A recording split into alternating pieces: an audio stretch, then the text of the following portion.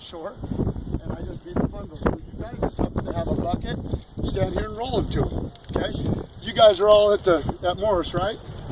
You guys are spoiled rotten. I mean, those fields are great. I would recommend prepping it. If the field is not prepped, please don't go out there and hit your kids a bunch of ground balls. If you get stuck at an elementary school or something, don't pound them a bunch of ground balls because you're going to scare them to death. They're going to take it out to face, and they're done. Okay, so if you got a bad infield, probably work on the short hops, work on throwing, do something else at that particular time. But when you're at Morris, if the coach before you didn't rake it up, prep it nice, and you guys got a great field. Roll on, hit them, and I'm not going to lie, most guys, you're probably not great bundle guys. You get paid good money to do this. It's not easy. So if you're not, no big deal, man. Just give them one of those. Okay, don't be ashamed. It's no big deal. I coach most guys that can't hit with 2 hands. You know, you can be a one-handed guy. No big deal. Get close enough, hit it. But if you're not, you just stand here, and we work going through the ball. They get around it and shuffle through it. You shuffle through it. Shuffle through it. I wouldn't throw it first. Just get them doing this.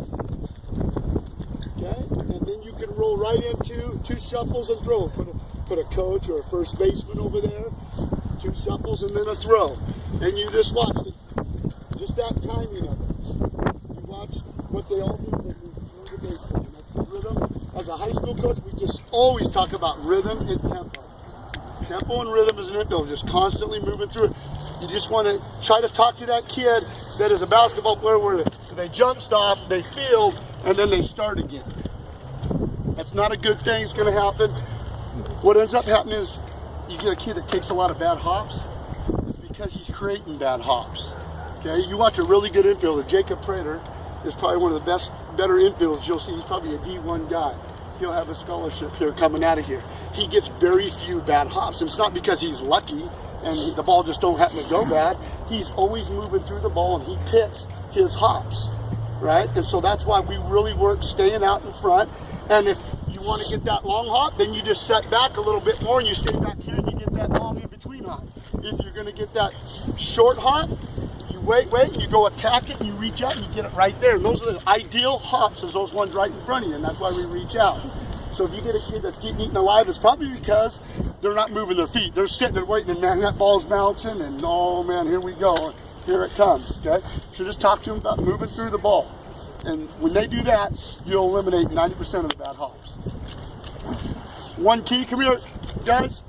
One key to fielding that some of you guys might know that it's kind of a misconception about fielding is field the ball. When we go right left, we get around it and we work right left. When Jacob fields a baseball, you want to field it from his left pack, his left side. Most of those are all right-handed, so they got a left hand. You want to field the ball from here to his left foot. Okay, so go ahead and approach the ball, Jacob. When he fields it, boom, boom. See, that's ideal.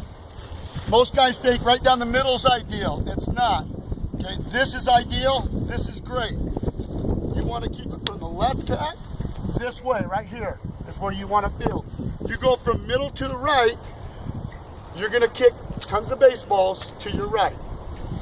Because just think about it, if you're left-handed, it goes on your left hand, and you're fielding this baseball right here, you then definitely don't have the coordination in your glove work when you're doing this. And either that is probably at the young age, they're attacking the wrong angle. They're approaching the ball, not getting around it. They're attacking it the wrong angle. They're running this side of it, and they're fielding here. Really talk about middle to left. And I know everyone, it's not the end of the world that they're getting right here. This guy does it incredibly well. I mean, he times it, and boom, he's there. You got great hands here. You don't got great hands working back here. So really, if you get a guy that's moving through the ball real well, and they're coming through and they're back here, that's why they're starting to go across the ball too quickly, the older guys, okay? When they start moving through it, he gets right, left, and they start coming across, and they're back here. They need to settle just a little bit more, time it, and get out here. So really talk about middle to the left of fielding a baseball. You'll see them, they'll have a lot more success with their glove. We go talk about separation. So we talked about catching, okay? older guys and you guys as they get older, one thing I'd really recommend is when they play catch, their fingers are up, and we talk about deflection a lot, especially with the older guys. Get them to where you watch good infielders, their glove really never closes. It's just a constant this action. When we throw a ball to him, he's trying to catch it right there. That ball's going to hit here, and it's just a deflection right into his bare hand, and we're throwing. That's turning two. That's where that comes into play. As infielders, you're doing it all the time. When he fields a ground ball, you're never closing your glove. It's a deflection. That little shuffle through the ball, it's just a deflection right into your hand, and you're throwing. So as they get a little older, you can talk about deflecting the ball into the hand.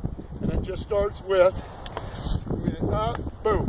And when these guys play catch, they never really close their glove. It's just kind of a deflection. 7, 8-year-old, a little earlier than that. 11, 12, these guys have been doing that since they were like 10. Okay, so something I would really recommend is getting used to that, getting that feel of just deflecting the baseball. We can talk about, we can talk about turning two. I think that's way advanced for 7, 8-year-olds. I don't think you need to worry about that at all. I'd really focus on playing catch. Playing catch and moving through the baseball is what I'd focus on. What else? Oh, for a little bit more, the 11 and 12s, guys, when I'm talking about deflection and separation, when you field a baseball, even when you throw it, we talk about fielding from the left side. You divide the body in half. You want to get separation from ball to glove before they cross the middle of their body. Right? You want to get rid of the kids that are way back here with the ball still in their gloves trying to throw here. Okay? So we talk about separation by midline or center of their body. So when they catch, they're already separated by the time that they get right here. Ball separated from the glove. Get out of that, getting back here, okay, with their hand and then trying to throw. They're going to be real late. You're going to get kids that do this. They're going to be flying, and they're showing their chest and their arms way back here. And you get a kid that's tailing, you see a baseball that's tailing, which 99% of them do, it's because they're flying on their throws, guys. They're here, and their arm's not caught up to their body. And it's mostly because they didn't get the ball out of the glove fast enough. And that's why they're there. And I don't think that's too late to talk about that. Throwing is just like hitting. You can't have anything way out in front of the other thing. Okay, so really talk about front shoulder on the throw, keeping your front shoulder to your target and snap your hips through just like hitting. That's kind of what I got. If you guys got any questions, I'd be glad to answer them. But some of that basic stuff, it's not too early to do. That ball drill, rolling the balls, get them comfortable moving through it, but talk to them about rhythm and tempo moving through balls. Please do it, because I got kids coming up through right now that just weren't ever taught that stuff. I'm not putting pressure on you guys, but it starts with you guys. And they get here and it's just hard to change it at that point. And it's so you guys are doing a huge job coaching those kids. So it starts with you guys right now. So if you got any questions, let me know. Other than that, you're good to go.